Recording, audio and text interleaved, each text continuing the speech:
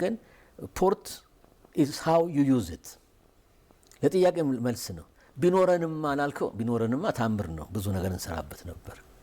ለዚህም እኮ ነው አሁን ጭንቀት ውስጥ የወደቅ ነው። በዚህ ሬት ኦፍ ዴቨሎፕመንት እና ግሮት ያለ ጥርጥር ያስፈልገናል። የራሳችን ምንለው ይሄ እንግዲህ በጡጫ በምንሳ በሰላማዊ መንገድ ሆኖ ኮንትራክት በለው በሊዝ ሆኖ ባንድ በሰላማዊ መንገድ ምናደርገው ምክንያት ነውና ለምን ስትል ምክንያት አለው።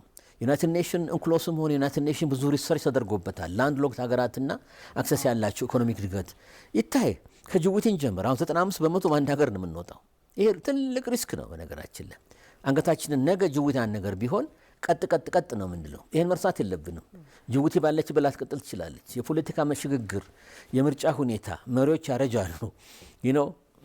አንድ ሰሞኑም አንዳንድ ነገሮች ሰምተናል። ጅቡቲ ያለውን ችግር ከሚሊቴር ጋር ከምን ጋር አንድ ነገር እኮ ቢሆን እኛን የምንጠቃው ያኮ ትንሽ ሀገር ነው። መተንፈሻ 4-5 ሌላ ፖርት አላቸው ኤግዚስት ለማድረግ።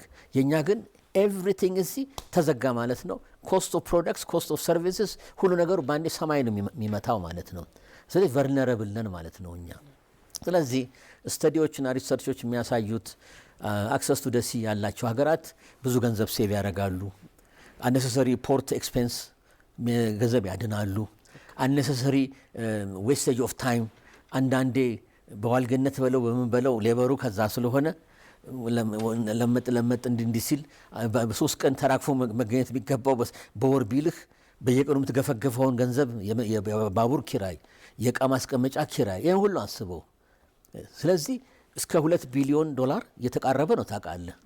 ለእነሱ ዊንድ ፎል ይባላል። እሰይ ወንድም ሀገር ነው ያ እንትን ይበሉት። ለእኛ ግን ከገንዘቡ 2 ቢሊዮኑ አኳያ ሴፍ ከምናደርጉ አኳያና የራስ እኮ ከሆነ ደግሞ እንደገና እንደፈለግ እኮ 10-20 ኪሎ ሜትር ሆነች ፖርቱን ዴቨሎፕ ታደርጋለህ። በፈለግከው አቅጣጫ ሬሉን ትሰረጋለህ፣ መንገድ ትሰራለህ፣ ታስተካክላለህ። አሁን ለምሳሌ ጅቡቲ መንገድ እስከ እንዳልፎ አልፎ እንደምንሰማው በእኛ ሳይድ ይሰራል። ክላይመቱ ኃይለኛ ስለሆነ እንደ ዳቦ ይቆረሳል፣ ይገለባበጣል። በዛ ሳይድ ቶሎ አይታይም።